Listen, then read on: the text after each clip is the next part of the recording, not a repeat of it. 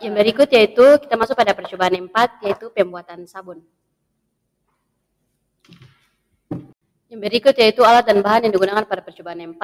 Alat yaitu di sini ada hot plate, relasi analitik, gelas kimia, batang pengaduk, gelas ukur 100 ml, labu takar 100 ml, magnetic stir, pipet tetes, stopwatch, spatula, dan cawan petri. Sedangkan bahan yang digunakan yaitu minyak kelapa bekas, NaOH 40 ml, Aquades, dan KOH 40 ml. Yang berikut yaitu pembuatan sabun padat. Dapat dilihat pada slide yang sudah kami tampilkan. Dan yang kedua yaitu pembuatan sabun cair. Dapat dilihat pada slide yang sudah kami tampilkan.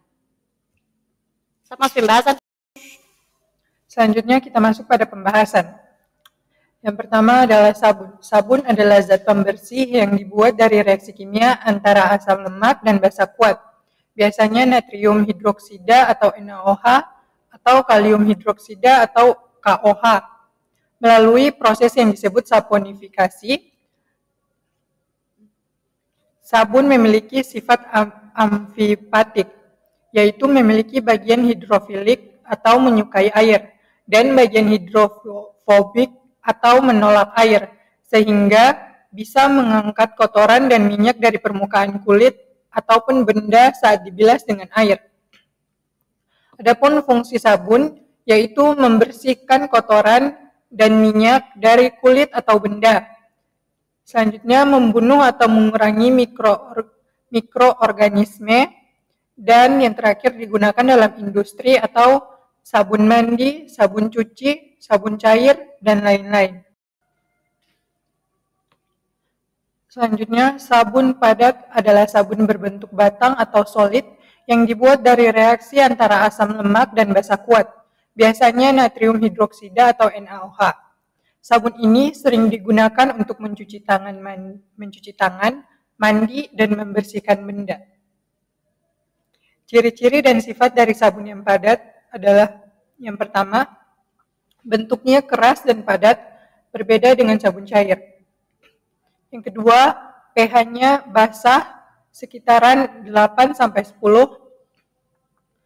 Yang ketiga, dapat berbusa dalam air, terutama air lunak. Yang keempat, kurang efektif di air sadah karena bisa membentuk endapan. Dan yang terakhir, mengandung gliserin sebagai pelembab alami jika tidak dipisahkan. Selanjutnya, sabun cair adalah produk pembersih berbentuk cair yang dibuat dari reaksi antara minyak atau lemak dengan kalium hidroksida atau KOH. Sabun ini larut dalam air dan digunakan untuk membersihkan kulit atau permukaan benda seperti tangan, tubuh, wajah, maupun alat rumah tangga. Ciri-ciri dan bentuk fisik. Yang pertama, berbentuk cair. Biasanya kental dan berwarna bening atau pekat tergantung formulanya. Selanjutnya, pH-nya lebih rendah. Selanjutnya, umumnya memiliki pH lebih mendekati netral, sekitaran 5,5 sampai 7, sehingga lebih lembut di kulit dibandingkan sabun batang. Yang selanjutnya, mengandung pelembab. Selanjutnya, sering mengandung bahan seperti gliserin, aloe vera, atau vitamin E untuk menjaga kelembapan kulit. Selanjutnya, berbusa saat dipakai. Selanjutnya, menghasilkan busa yang lembut saat digunakan bersama air. Dan selanjutnya, tersedia dalam botol atau dispenser. Dan yang terakhir, dikemas dalam botol atau wadah pompa untuk memudahkan pemakaian.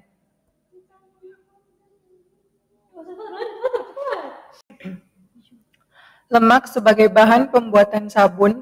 1. Lemak sama dengan bahan utama alam lemak. Lemak adalah senyawa trigliserida, yaitu gabungan dari gliserol dan asam lemak. Dalam pembuatan sabun, lemak adalah sumber asam lemak yang akan bereaksi dengan basa kuat, seperti NaOH atau KOH, melalui reaksi saponifikasi.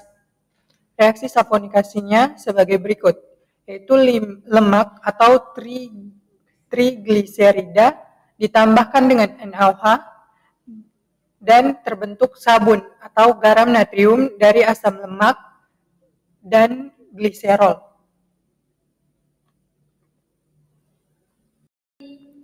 Metode panas atau hot process. Lemak dan larutan basa NaOH dipanaskan bersama hingga terjadi reaksi saponifikasi. Setelah selesai, sabun langsung bisa digunakan setelah dingin. Ciri-cirinya yaitu reaksi lebih cepat. Sabun bisa dipakai lebih cepat atau tidak perlu waktu curing yang lama. Tekstur sabun cenderung kasar dan gliserin tetap berada di dalam sabun. Metode dingin atau cold process. Lemak dicampur dengan larutan basa tanpa pemanasan langsung. Campuran diaduk sampai mengental, lalu dituangkan ke cetakan. Sabun perlu didiamkan atau dicuring selama kurang lebih 4 minggu agar benar-benar keras dan aman untuk digunakan. Ciri-cirinya yaitu tekstur lebih halus dan estetis, lebih fleksibel untuk campuran pewarna dan aroma, dan reaksinya lebih lambat atau membutuhkan curing. Yang berikut yaitu jenis lemak yang digunakan. Yang pertama, lemak nabati atau tumbuhan, minyak kelapa, minyak zaitun, minyak sawit. Namun di praktikum kali ini kami hanya menggunakan minyak kelapa bekas. Yang kedua yaitu lemak hewani. Lemak hewani yaitu seperti lemak sapi dan lemak babi. Lemak hewani menghasilkan sabun yang padat dan tahan lama, tapi kadang kurang disukai karena alasannya agama atau bau. Selanjutnya masuk pada reaksi saponifikasi atau reaksi penyabunan, di mana reaksi saponifikasi ini dari kata Latin sapo sama dengan adalah sabun, dan juga reaksi kimia antara trigliserida atau lemak atau minyak dengan basa kuat yang biasanya natrium hidroksida atau NaOH atau kalium hidroksida atau KOH yang menghasilkan sabun atau garam dari asam lemak dan gliserol atau gliserin. Reaksi ini termasuk dalam reaksi hidrolisis ester secara basa, di mana ikatan ester dalam trigliserida dipecah oleh basa menghasilkan senyawa-senyawa yang lebih sederhana. Selanjutnya persamaan reaksi saponifikasi, di mana reaksi saponifikasi ini merupakan proses pembuatan sabun yang berlangsung dengan mereaksikan asam lemak dengan alkali yang menghasilkan sintesis dari air serta garam karbonil. Produk yang dihasilkan dalam proses saponifikasi adalah sabun dan gliserin. Ya, persamaan reaksinya bisa dilihat pada slide, di mana trigliserida ditambah dengan basa, yaitu bisa basa NaOH maupun KOH, menghasilkan sabun dan gliserol atau ester dengan alkali atau reaksinya air dan natrium hidroksida yang menghasilkan alkohol.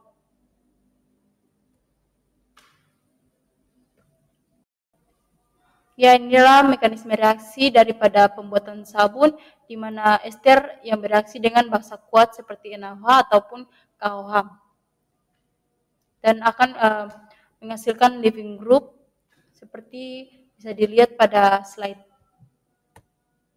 Oke, lanjut.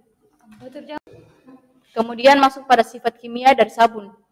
Berikut sifat kimia dari sabun secara singkat. Yang pertama itu sabun bersifat basa atau pH-nya dari 8 hingga 10. Kemudian dia juga amifatik, yaitu punya bagian hidrofilik atau suka air, dan hidrofobik dan atau suka minyak.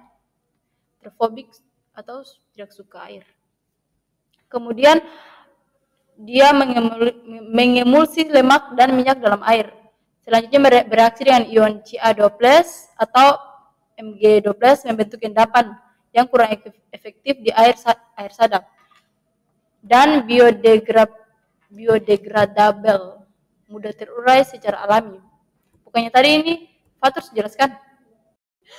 Nah, dari percobaan ini dapat disimpulkan bahwa kita jadi tahu cara pembuatan sabun dari minyak bekas melalui reaksi saponifikasi, yaitu reaksinya minyak atau lemak dengan basa kuat seperti NaOH dan KOH untuk menghasilkan sabun dan gliserol. Sudah, Jep.